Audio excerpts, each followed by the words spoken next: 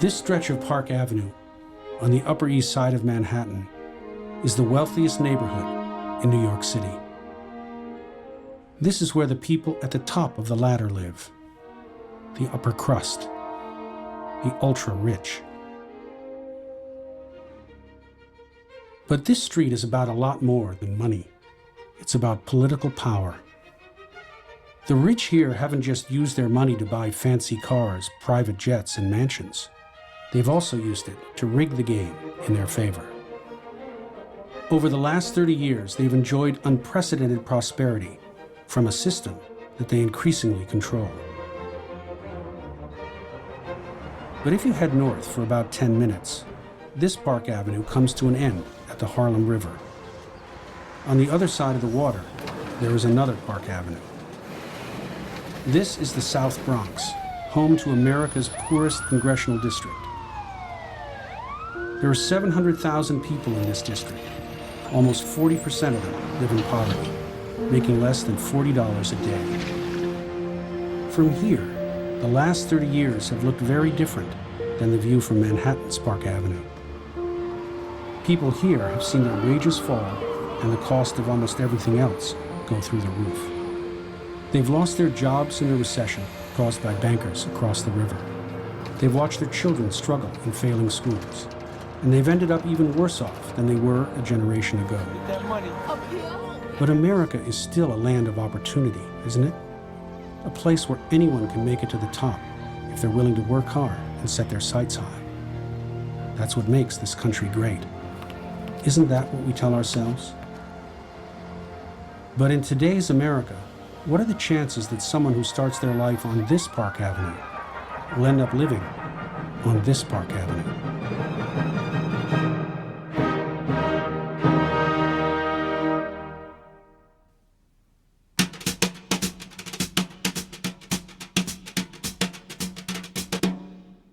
Let's imagine that you're invited to a game of Monopoly.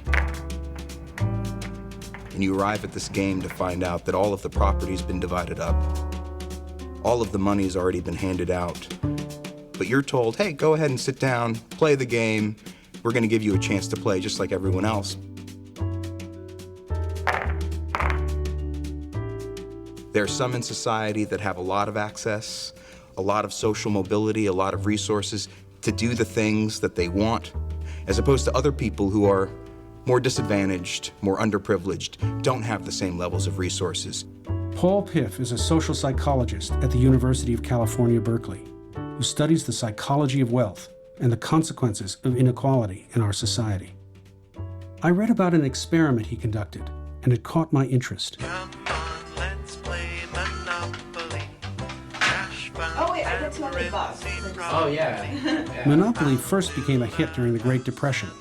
It's a game of ruthless dog-eat-dog capitalism.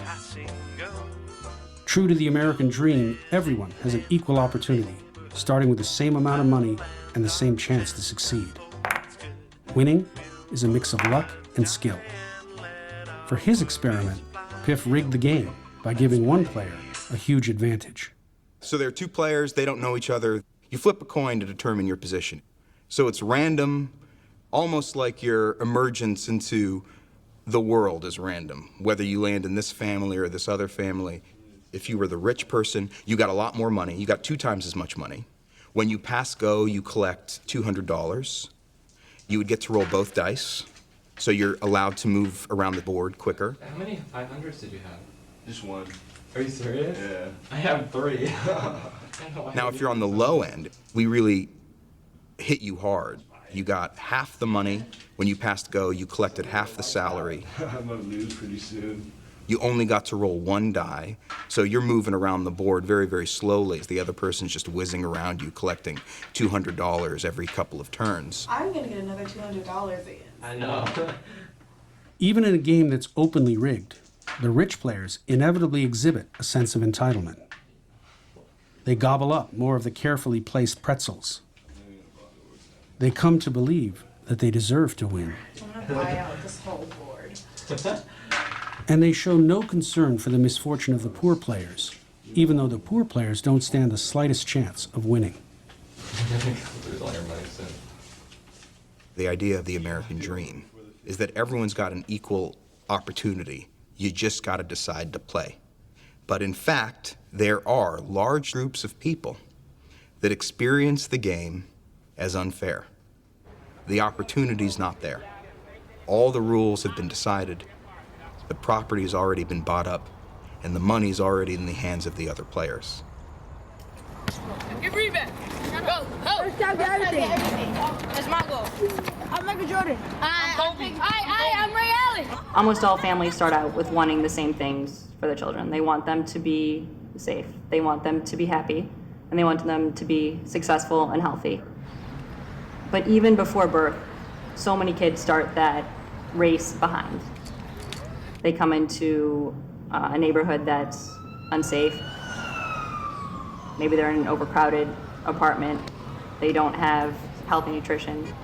They might have medical issues that aren't being addressed. I would say their number one challenge is just a lack of opportunities in general. In parts of the South Bronx, unemployment has reached 19%, and many families struggle just to put food on the table. Pastor Colin Dunkley and his wife April run a food pantry in the South Bronx. It feeds about 200 struggling families every week. I like helping people. I like serving the people. I like helping the people. If there's something we can do to bless them, that's what we're going to do. What you typically get, the vegetables in a can, beans in a can, bags of rice. Sometimes we get the little sippy Capri Sun juices. We'll put those in a bag for the kids. But they don't have nearly enough to meet the demand. When we visited, they ran out of food in 15 minutes. There is no more food at this time. You can come back next Monday at 2 o'clock. That's it, Mommy, that's it. No, sir, I'm sorry, no more. It is very, very hard to pull yourself out of extreme poverty in the United States. It almost never happens. This runs completely counter to what people's notion of America has been for a very long time. We think of ourselves as the land of opportunity. Mobility in the United States lags most other advanced industrial democracies. When I was growing up, the image of America and the self-image was of a vast middle-class country. Of course, there was a small, rich group, and there were some poor, but America prided itself and understood that its health was because of a vast middle class. We're not that kind of society anymore. There's always been a gap between the wealthiest in our society and everyone else. But in the last 30 years, something changed. That gap became the Grand Canyon. The incomes of people at the lower end stagnated. And disproportionate amount of the growth in the economy has accrued to those at the upper end. This is what America's economic pie looked like in the decades after World War II. Income gains were shared by everyone, with big portions going to average Americans. But since the late 1970s, the bottom 90% have seen their share of the pie completely devoured by the top 1%. The wealthy are getting an enormous percentage of all of the gains in the entire economy. When I talk about the wealthy, I'm talking about like in the thousands of people. Thousands might be overstating it. As of 2010, only 400 of the richest Americans controlled more wealth than the bottom half of American households. That's 150 million people. The question is, what are the people at the top going to do with all that money? There is a little tiny group, and it's probably 1% of the 1%. Those people are concentrated in a very small number of places. New York has been one of those places since the early 19th century. It has been a world city with world-class fortunes, and it has been a magnet for people who live in the 1% of the 1%. I was in a taxi going down Fifth Avenue looking for the richest apartment building in New York. There were about 10 buildings that were on the initial list. 740 Park became the epicenter of the people who ruled the world, truly the masters of the universe. They all live at 740 Park.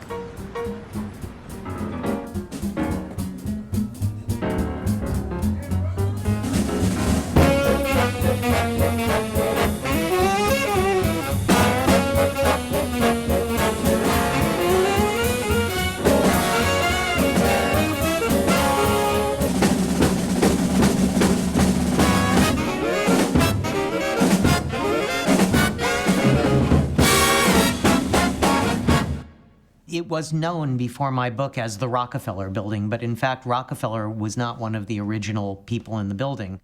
It was built by Jackie Kennedy's grandfather, James T. Lee, in a consortium with a group of the people who were considered to be responsible for the market crash of 1929 and the depression that followed. And then it became kind of the Standard Oil building. It was a building where lots of Standard Oil executives and their friends all lived. It was truly considered the holy grail for a certain kind of wealthy New Yorker. Now, the largest category in 740 Park are hedge fund guys. And they're the people with the most money now. They're the equivalent of the oil people from the 30s. These guys ruled the world. You know, they are multi-billionaires of, the CEOs of the major corporations in the world. This doorman once worked at 740 Park Avenue. He agreed to be interviewed under the condition that we hide his face and alter his voice. To work at 740, you really need to know somebody within the business. You're working at the top building in the world. It's only 31 units, it's not a lot of residents, but they're high-tempered and, you have to have a thick skin to work there. You're going to be dealing with detestable people and you're going to be dealing with billionaires. You need to know everything about the residents. What time they wake up to go down to Wall Street, whose car is which, who likes to get their own door, who gets in the passenger seat, who gets in the back seat. These things don't seem like a big thing to me and you, but even a minor mishap, you'll be fired straight away. Who are some of the key tenants in the building now?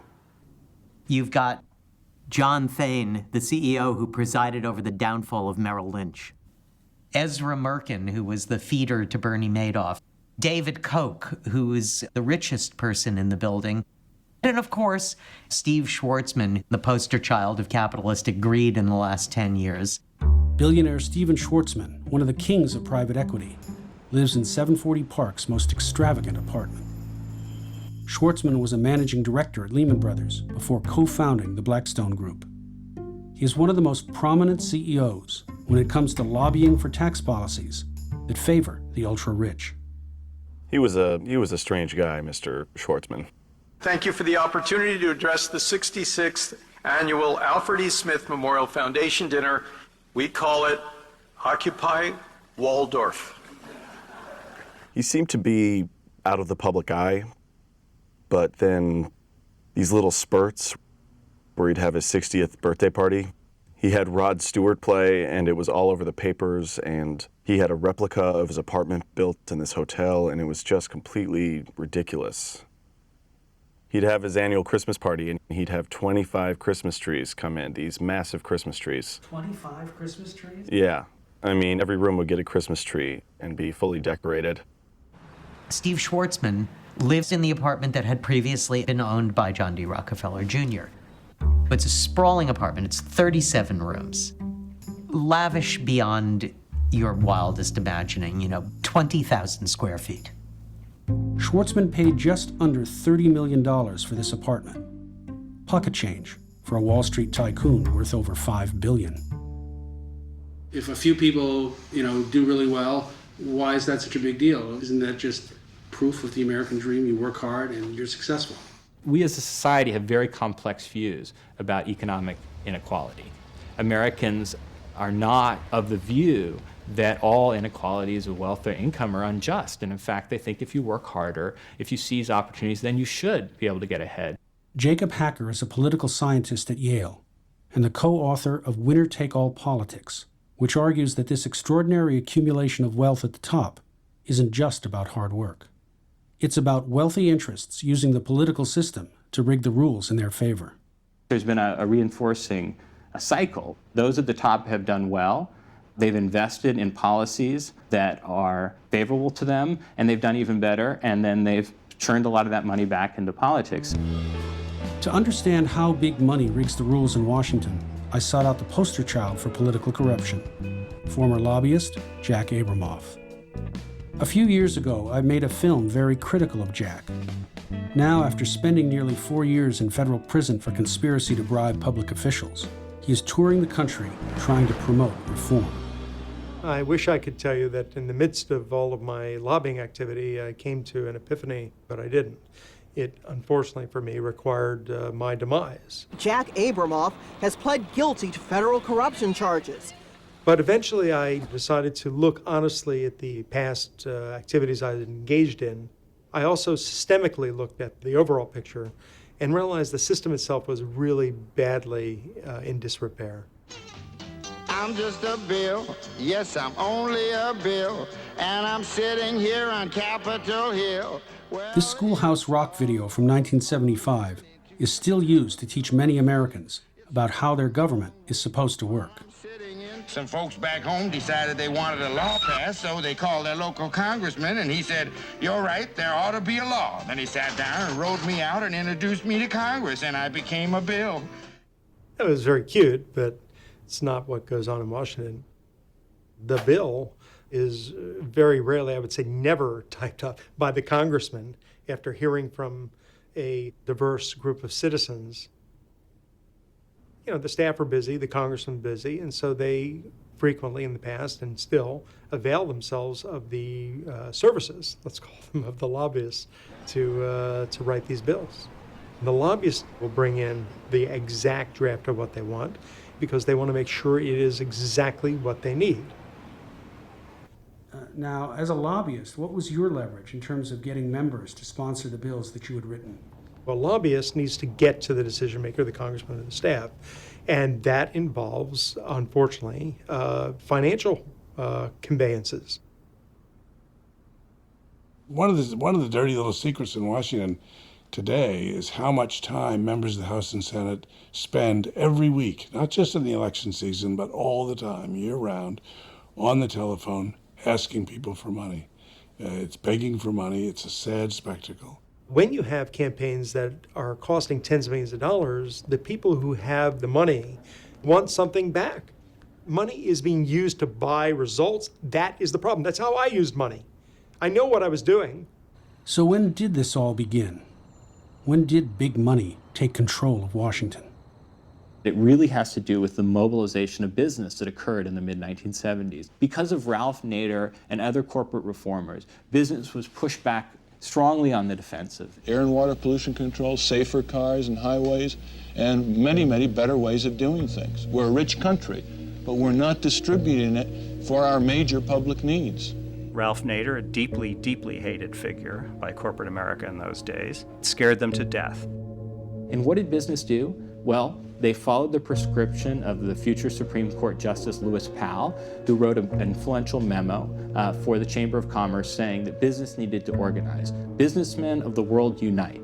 Lewis Powell, a corporate lawyer for the tobacco industry, was appointed to the Supreme Court by Richard Nixon in 1972. Prior to joining the court, Powell sent a confidential memo to the U.S. Chamber of Commerce.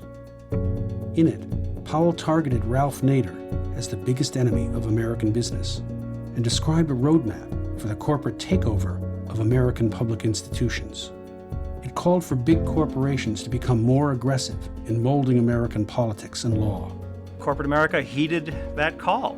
You saw an enormous buildup during the 1970s in corporate lobbying power.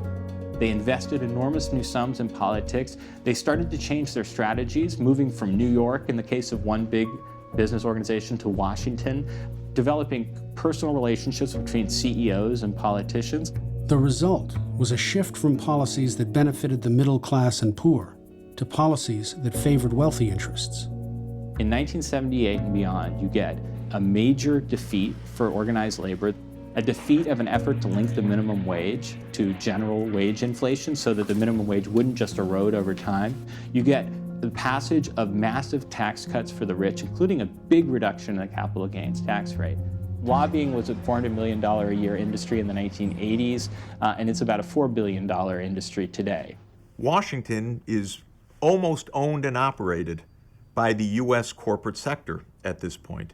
There are so many billions of dollars of spending on lobbying. There are so many lobbyists that are in the room writing the regs, writing the laws right now.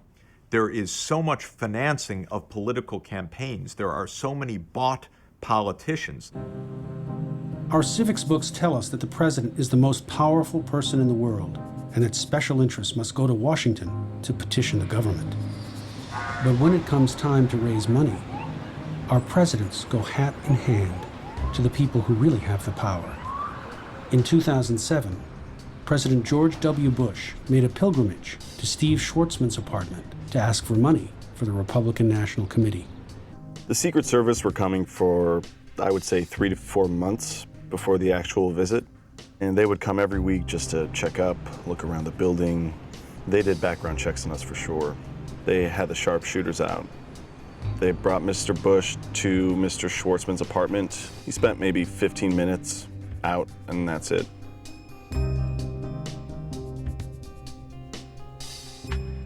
Why did John Dillinger rob banks? That's where the money is. Well, 740 Park is where the money is, and in this day and age, any candidate who didn't go to 740 Park would probably be foolish. I'm Mitt Romney. I believe in America, and I'm running for president of the United States. Romney has a private meeting on Park Avenue with prominent CEOs eager for change in Washington.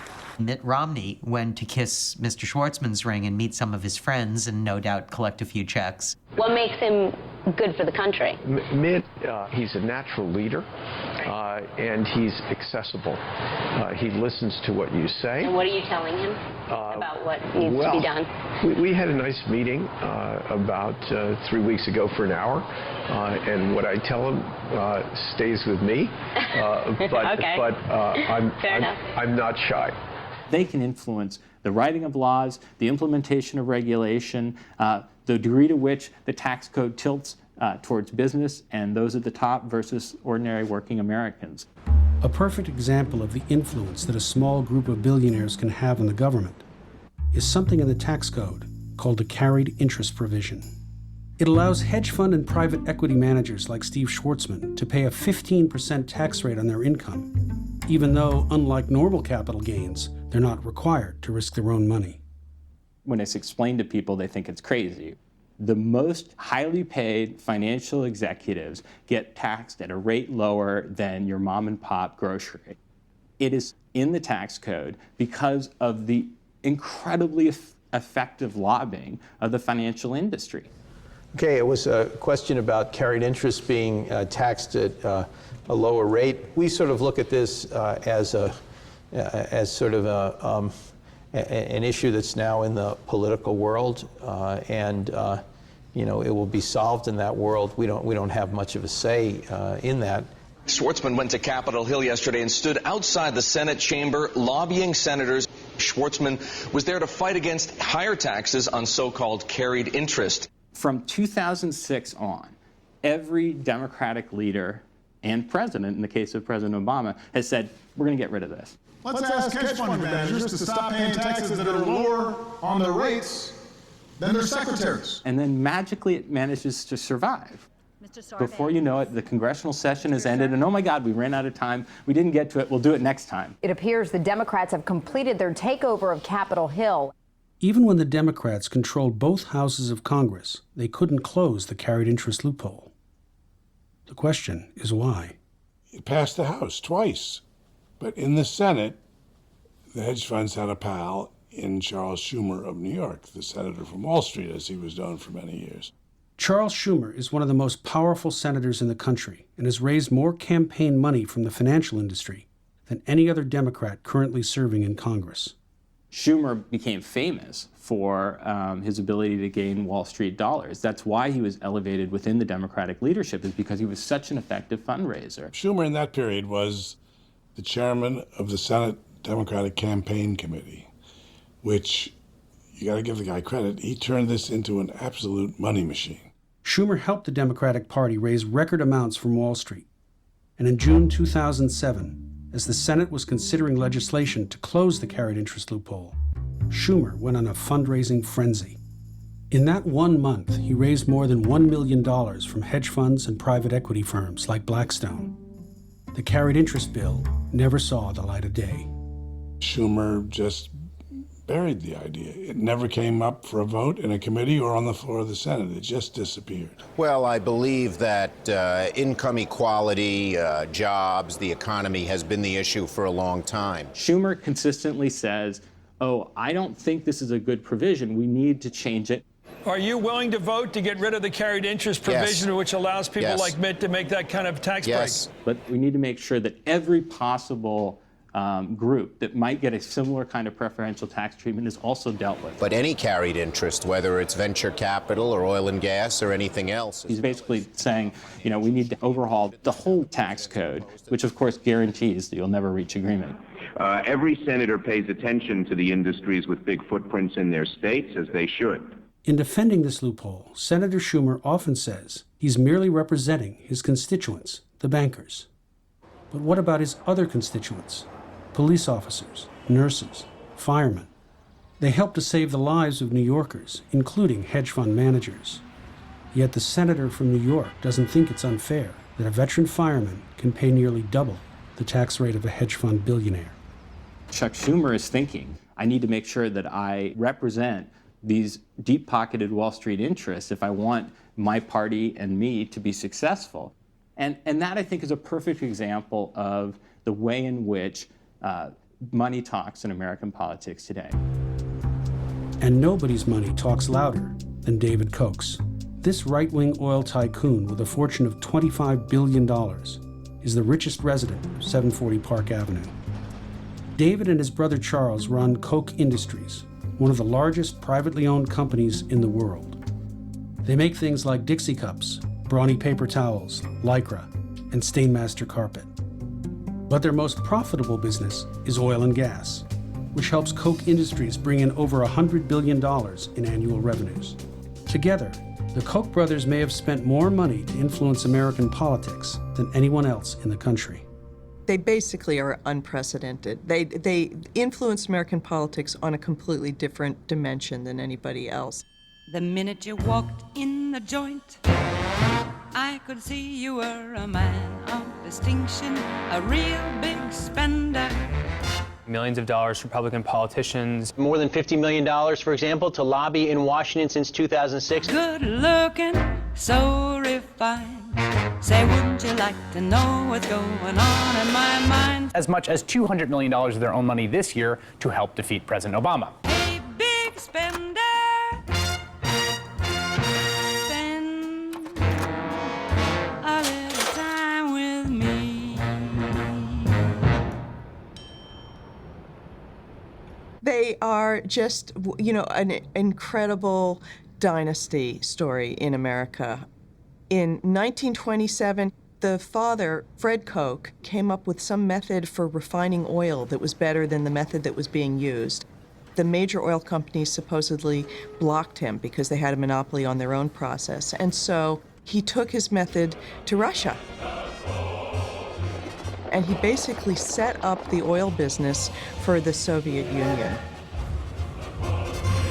He became a virulent anti-communist. He came back to America having seen the horrors of Stalin, and he began to see the United States government, particularly anything progressive in the United States government, as the beginning of some sort of socialist and communist takeover.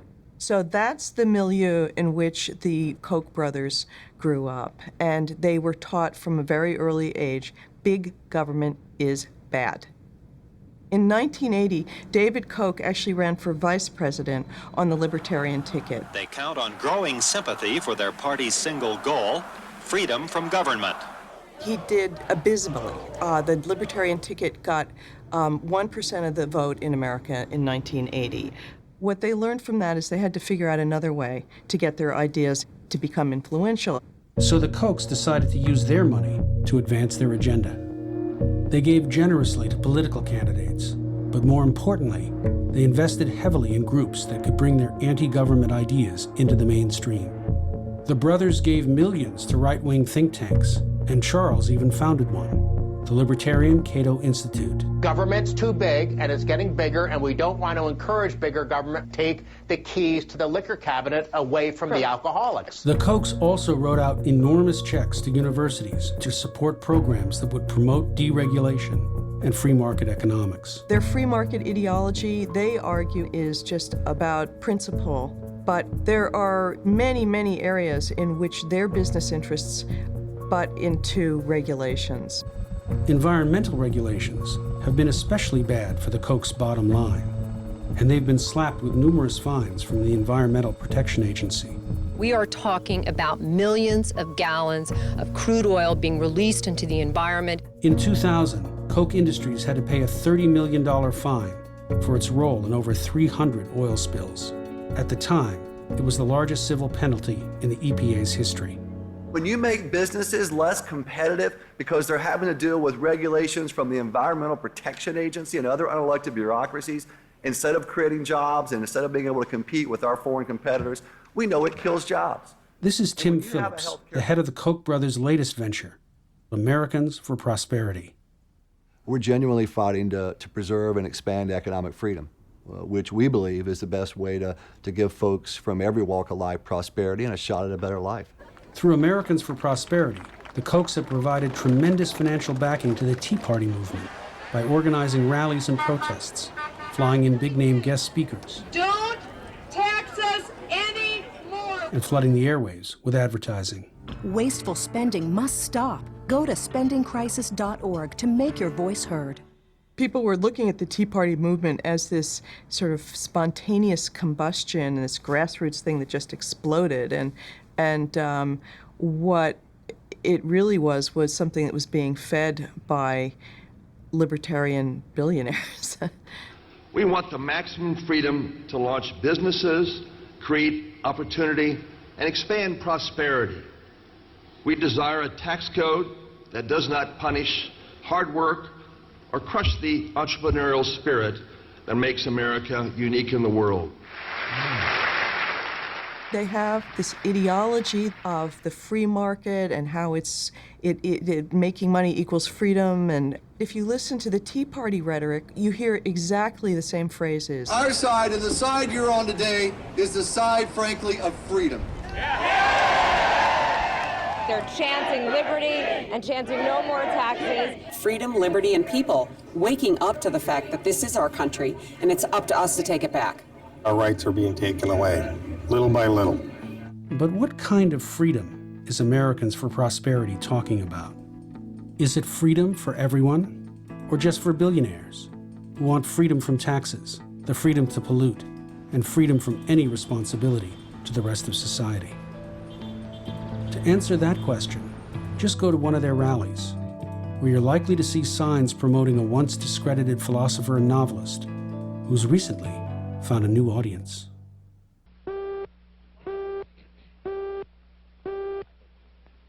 Here in the United States, perhaps the most challenging and unusual new philosophy has been forged by a novelist, Ayn Rand. Miss Rand's point of view is still comparatively unknown in America, but if it ever did take hold, it would revolutionize our lives. I am opposed to all forms of control. I am for an absolute, laissez-faire, free, unregulated economy. Ayn Rand wrote a series of novels that have become a kind of touchstone for contemporary Republican politicians, most notably Atlas Shrugged.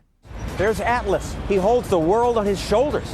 What if Atlas shrugged? Picture this, an anti-utopia society that collapses under government control. Does this sound familiar? It should. It's Ayn Rand's story of Atlas Shrugged, and now it's a movie, one very popular with Tea Party members.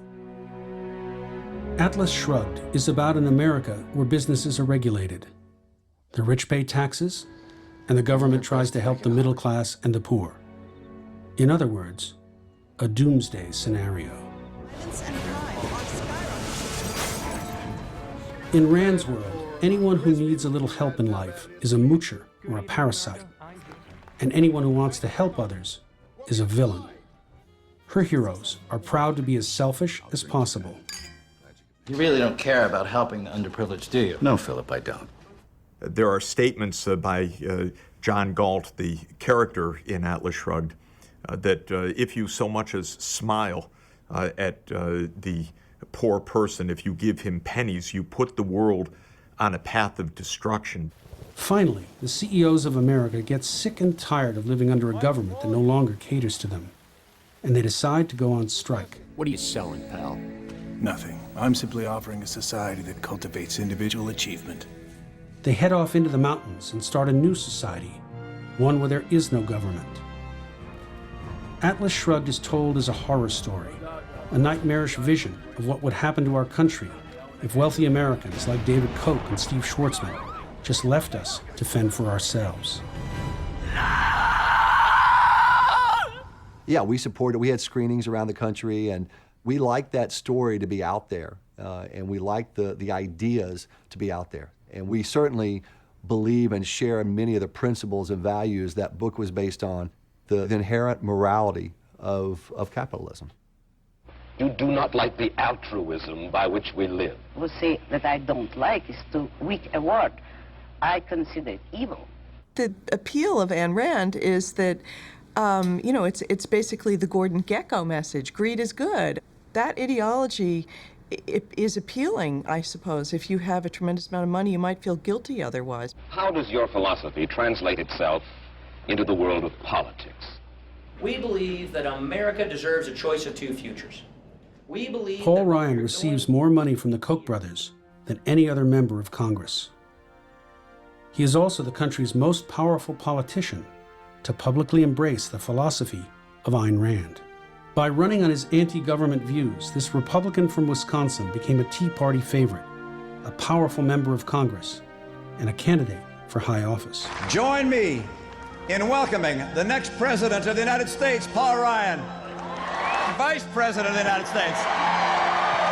We will restore the greatness of this country. It is our duty to save the American dream for our children. What kind of people do we want to be? With his rise to prominence, Ryan has denied his affection for Ayn Rand. But history tells a different story. I just want to speak to you a little bit about Ayn Rand and what she meant to me in my life and the fight we're engaged here in Congress. I grew up reading Ayn Rand, and it taught me quite a bit about who I am and what my value systems are and what my beliefs are. The reason I got involved in public service, by and large, if I had to credit one thinker, one person, it would be Ayn Rand. You believe that there should be no right by the government to tax. You believe that there should be no such thing as welfare legislation, unemployment compensation. It inspired me so much that it's required reading in my office for all my interns and my staff. We start with Atlas Shrugged. How do we build roads, sanitation facilities, hospitals, schools? I believe in private roads, private post offices, private schools. It's so important that we go back to our roots to look at Ayn Rand's vision, her writings, to see what our girding, undergrounding principles are. We have to go back to Ayn Rand. Our plan takes power away from Washington and gives it back to the individual. While in Congress, Ryan put Ayn Rand's philosophy into practice through a plan he called the Path to Prosperity. It was a budget proposal that would dramatically cut government programs for the poor while handing out an even bigger tax cut for the rich. I think that the Path to Prosperity that Chairman Ryan and his committee have put together is a blueprint for America's future. The Path to Prosperity passed the House of Representatives in March of 2012. It now appears to be at the heart of the economic philosophy of the Republican Party. Mitt Romney and I will take the right steps in the right time to get us back on the right track. What do you think of Ryan's budget framework? Oh, I think it's ridiculous on the face of it. He's proposing a $10 trillion tax cut as part of his deficit reduction plan. And obviously, if you're going to cut taxes by $10 trillion, you've got to cut spending by even more than $10 trillion. Every program you can possibly think of, from roads to education to energy, would be more or less abolished if you're going to take seriously the numbers that he has put forward. The idea that there's legitimate economics behind this is absurd. Conservatives throughout the ages have never spoken like Paul Ryan. Milton Friedman talked about negative income tax and guaranteed incomes for the poor. Friedrich Hayek, who is one of the acmes of free market economics, talked about the need of societies to guarantee minimum standards and provide health care. So there's clearly an ideology involved here. They actually want to use tax policy to eviscerate government programs. If we try to go down the path where we put the government in the place to equalize the results of people's lives, where we try to equalize outcomes, we'll all be more equally miserable. Rather, let's focus on equality of opportunity. My mom used to say to me, son, it don't matter where you begin. What matters is where you end. You live in the United States of America. And that's something that I think is an inherently moral thing about America. It gives you a chance to make it. Much of what they say is about providing opportunity to make money to everybody equally. That's what they would argue about. That it doesn't seem to accept the possibility that if you're poor enough and your schooling is bad enough, that you don't really have an opportunity to compete.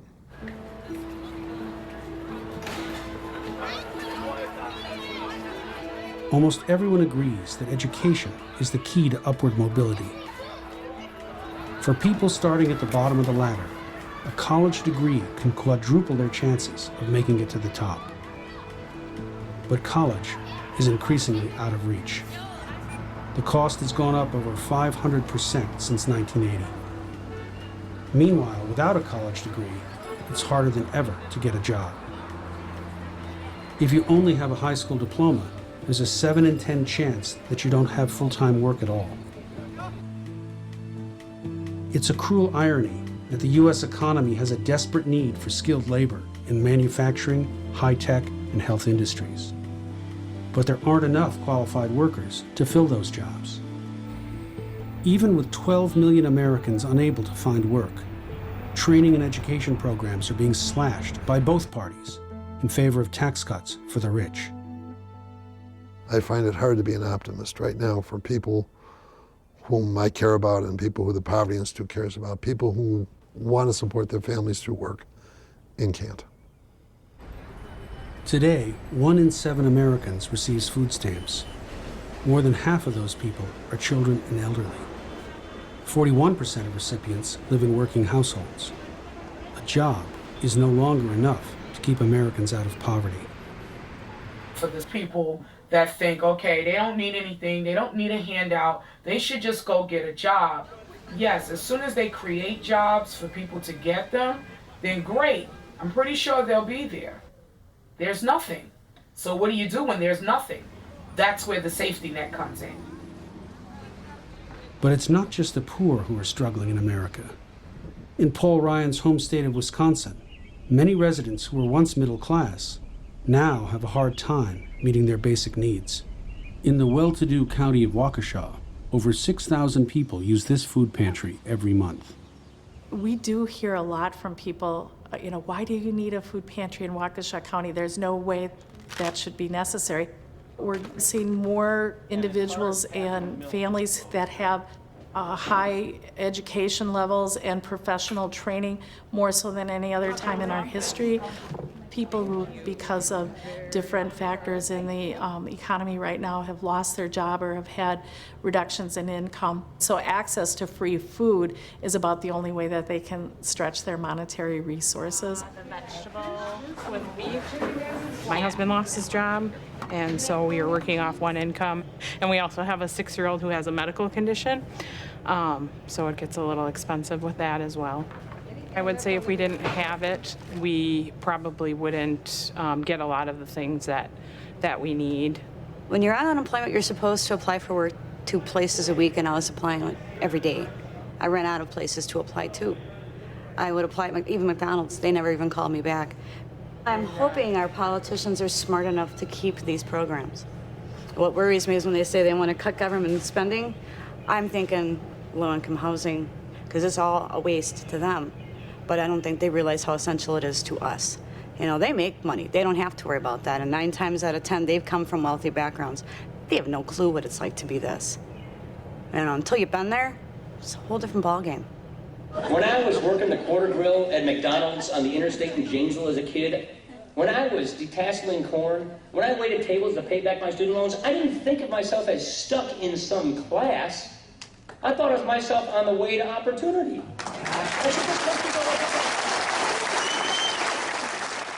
Yet Paul Ryan's budget proposal would cut the food stamp program by $134 billion over the next 10 years, which could shred the safety net for 8 million people. My name's James Salt. I'm a Christian and a practicing Catholic like you. Oh, great. I have a question. Why did you choose to model your budget off the extreme ideology of Ayn Rand rather than basic economic justice values of the Bible? Guys, let me get to my car. Let me get to my car. To phone up on what it says about how we treat the poor and vulnerable. I suggest you focus on the Gospel of Luke. I appreciate it. I've got some Bibles. Thank you very much. In April 2012, the U.S. Conference of Catholic Bishops urged Congress to protect food stamps. Bishops suggested that if spending cuts were necessary, they should be made to government subsidies for rich agricultural companies, instead of taking food from hungry children, poor families, and vulnerable seniors. Our nation is approaching a tipping point.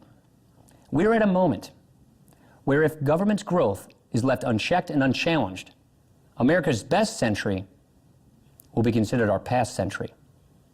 This is a future in which we will transform our social safety net into a hammock. You can hear Paul Ryan talk about his hammock.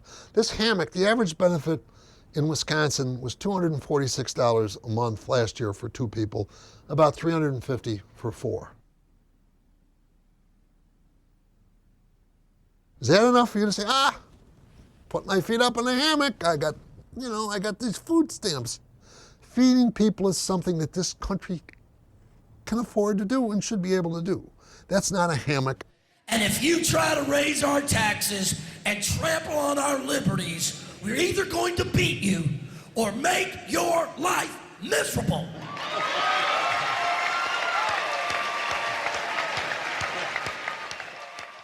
The government has been starved of funds. We're at about the lowest tax collection as a share of national income in our modern history. We can't even pay for the most basic public services right now. We can't keep our schools functioning. We can't keep our roads intact. Taxes are the price you pay for civilization. And if you don't pay taxes, you don't get civilization. It's as simple as that. By that measure, our civilization is in trouble. General Electric made $5 billion in U.S. profits last year, but claimed a $3.3 billion tax credit. These days, some of the nation's most profitable companies are paying little or no taxes at all. Thanks to tax breaks, loopholes, and clever accounting, the tax rate corporations actually pay is at an all-time low.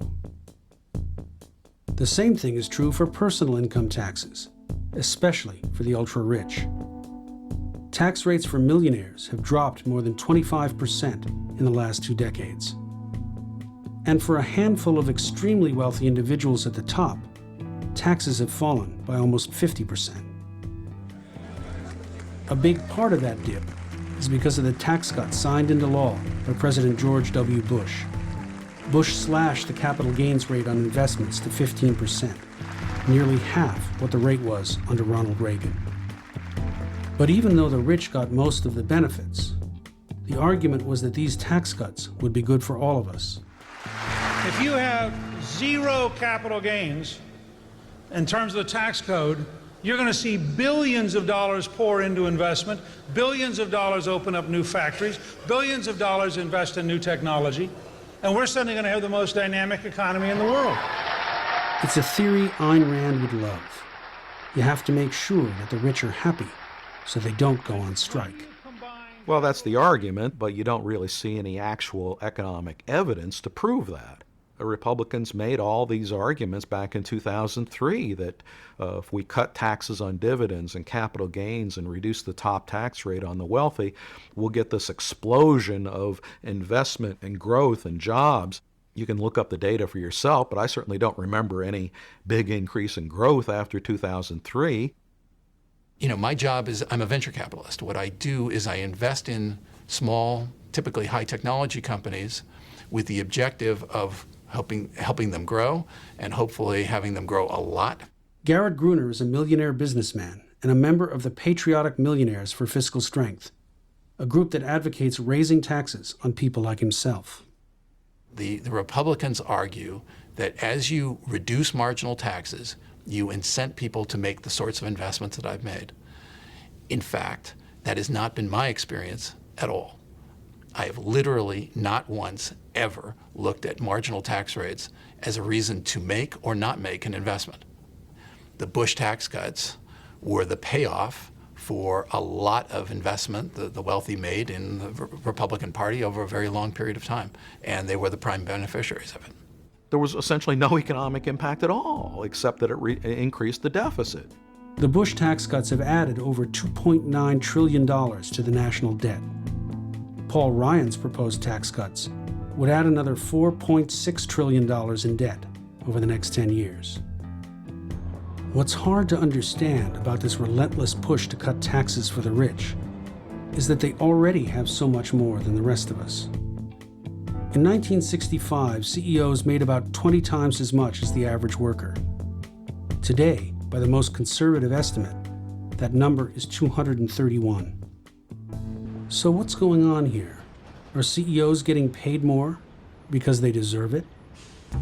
Meet another resident of 740 Park, John Thain, the highest paid CEO in 2007. Thain's apartment is actually my personal favorite for if I could live at 740 Park. It's a little tiny jewel box duplex. It's got 4 exposures, and it's on the Central Park side of the building.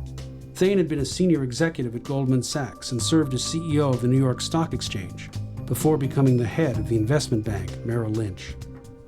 In 2008, as losses were soaring and his company's stock was plummeting, Thain was busy with a $1.2 million office renovation. You spent more than $1 million renovating your office. Is this true? It was my office, it was 2 conference rooms, and it was a reception area. But it is clear to me, in today's world, that it was a mistake. I apologize for spending that money on those things. While Thain was busy picking chairs, rugs, and wastebaskets, Merrill and the other investment banks helped bring down the global economy.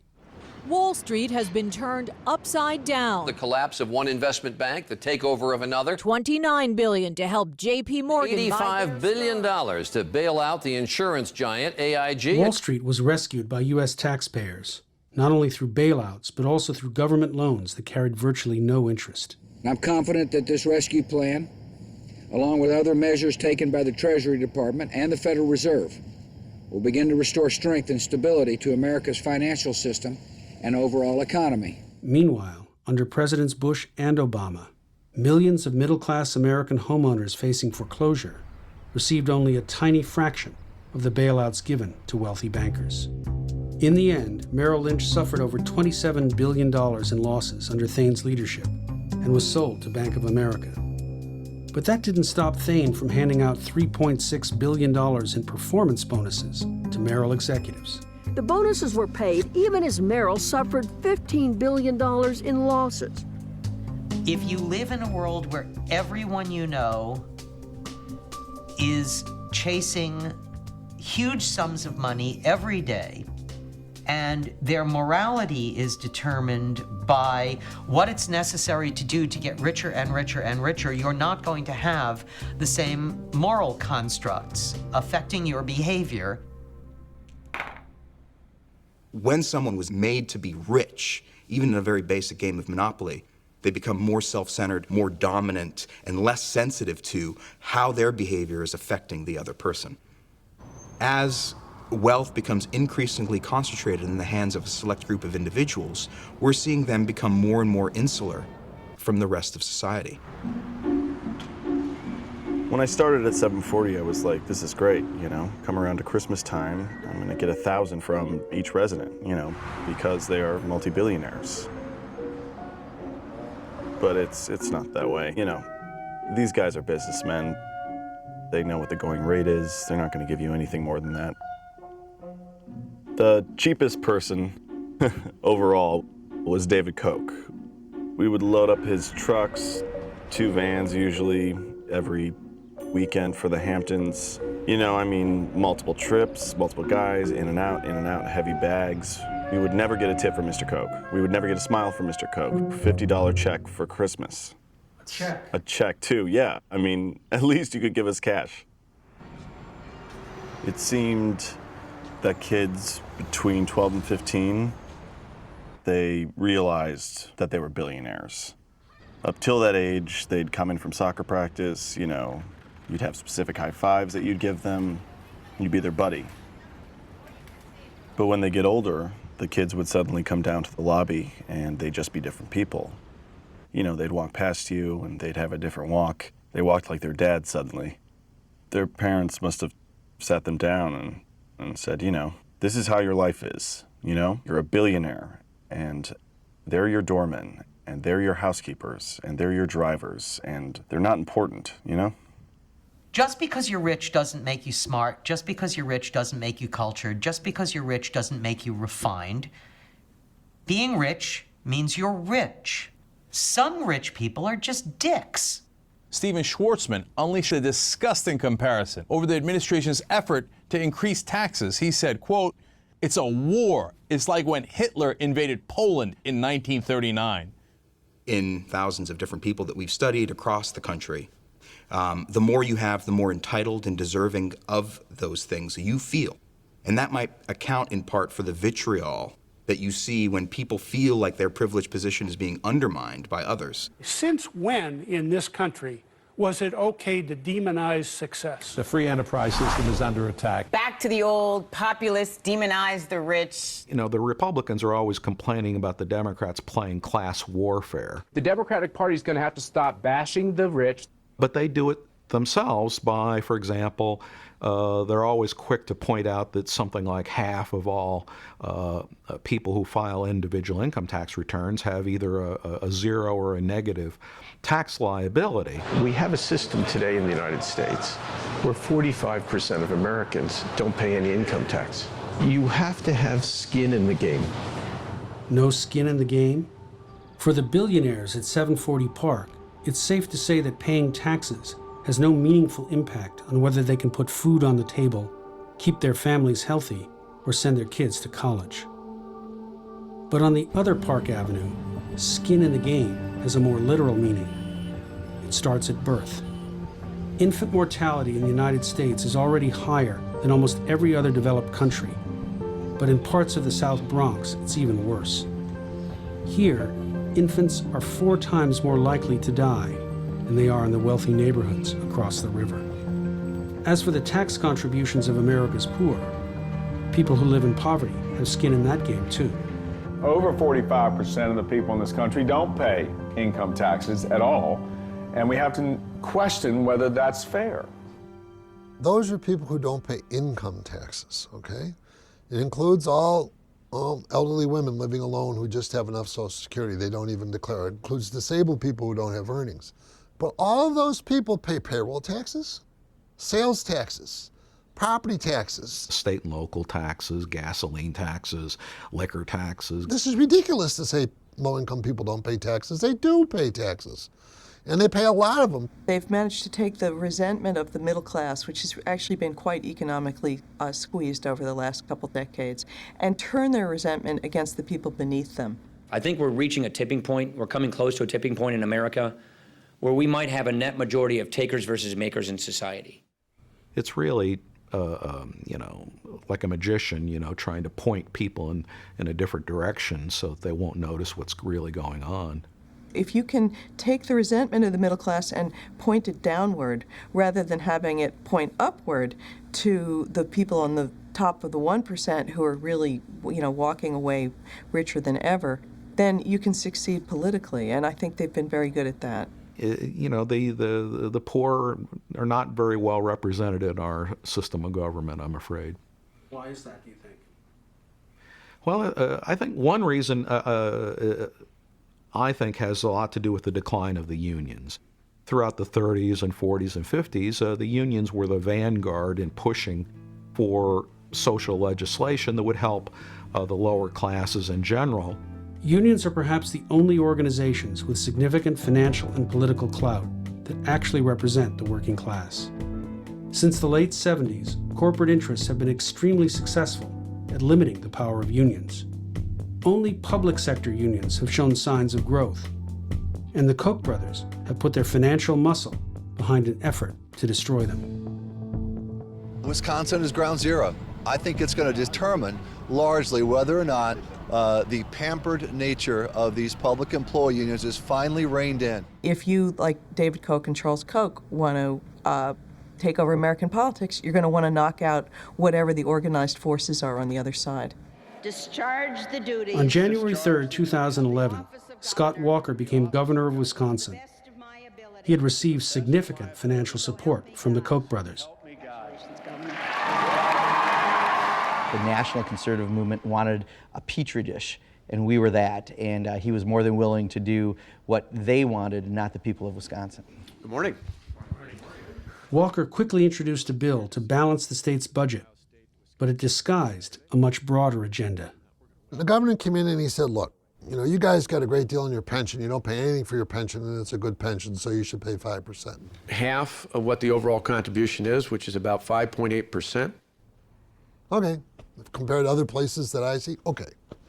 He said you should pay more for your health care. We're asking for a health care premium contribution of just about 12.5%. Yeah, we had a good deal on health care. Okay. We remove health care and pension contributions from collective bargaining. They said, wait a minute, now we don't want any more collective bargaining. We don't, I mean, whoa, wait a minute, stop. You can't do that. Walker's legislation was a surprise attack on the political power of public sector unions and their ability to negotiate on behalf of workers. Take away collective bargaining. And what does a person that's making, let's say, $7 to $9 an hour at University of Wisconsin Hospital serving lunch, what voice will they have in the workplace? Within days, the largest unions announced that they were willing to make sacrifices that would help save the state money, but they wouldn't give up their collective bargaining rights. And the unions and the Democrats have said they're willing to take the concessions on wage and health benefits. They're willing to take about an 8% pay cut, but they simply don't want you to take away their collective bargaining rights. But what we're asking for, realistically, is something that nearly every other person in this state and every other person across this country is paying a whole lot more for when it comes to retirement. But they already said they're ready to give that up, Governor. They already said they're willing to give up on the pensions and on the health care. They already said that. They've already made those concessions. But you can say anything in the midst of the debate. Then we really knew it was not about fixing a budget at all. It was about breaking unions and breaking the political power that unions have. Governor Walker's agenda is a national agenda. I mean, and it's seated and it is well funded by the Koch brothers.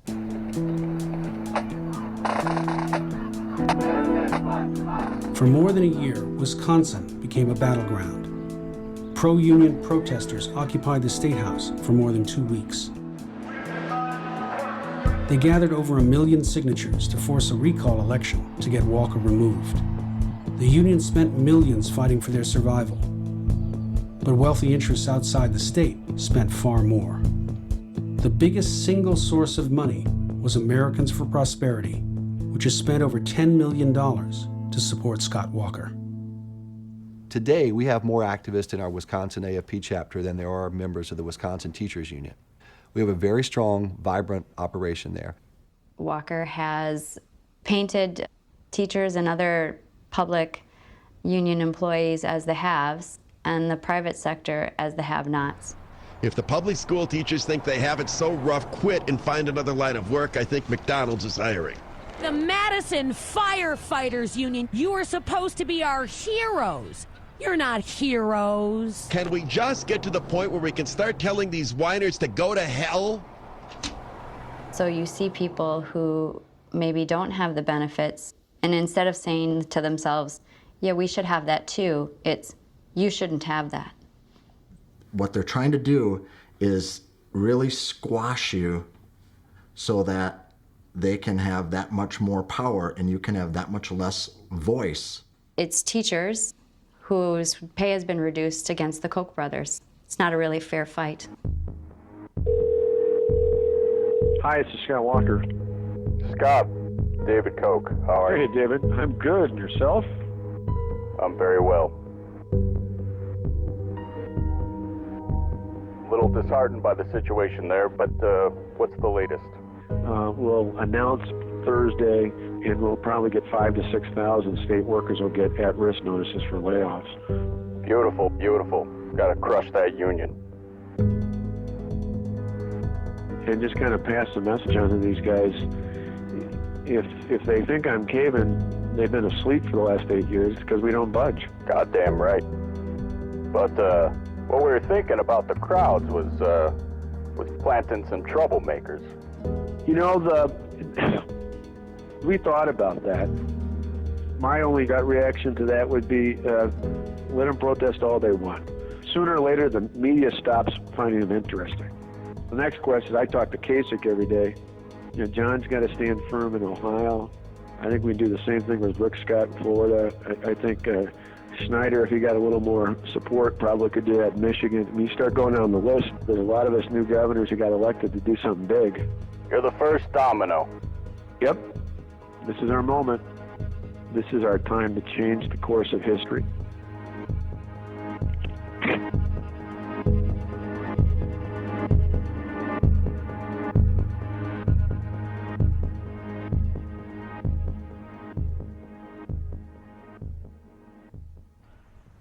In places like Wisconsin, the doors of opportunity for those on the lower rungs of society are closing quickly. We are in very real danger that the American dream is slipping from the grasp of the next generation. This charity event is a moment for wealthy New Yorkers to give some of their fortunes to the poor. Over the last decade, Stephen Schwartzman has given over $7 million to New York's Inner City Scholarship Fund.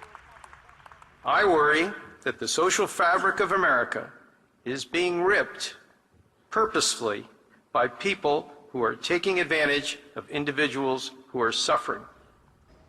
Mr. Schwartzman appears to be sympathetic to those who are living in poverty. But oddly, for one of America's greatest capitalists, he doesn't seem to understand that unlike monopoly, real capitalism is a game that's played for keeps. For every big winner, there are lots of losers. Wealth is created, but so is poverty. Without popular democracy, all the gains of our economy will go to the top. Show me what democracy looks like! This is what democracy looks like! I'm from Michigan. This is where our money is. People lost their homes in the banking and mortgage crisis, and it went here. There's nothing wrong with being rich. God wants all his children to be rich. But don't be rich and at a place where you ain't thinking about anybody else. They feel they need not $10 billion, but $20 billion of wealth. They get that extra wealth by twisting politics, buying politicians. America became a place where money buys everything.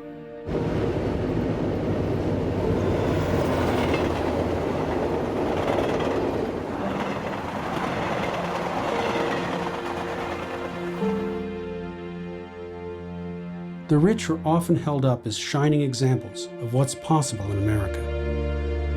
Proof that anyone can make it. But is there still a bridge to economic opportunity in our country? When we look at the river that separates the two Park Avenues, do we see a channel to prosperity for everyone? Or a barrier that prevents the poor from crossing? As long as our political leaders depend on the rich to win elections and stay in office, they will write laws to protect the castles of wealth and power on the other side of this river. A river that has become a deep and forbidding moat.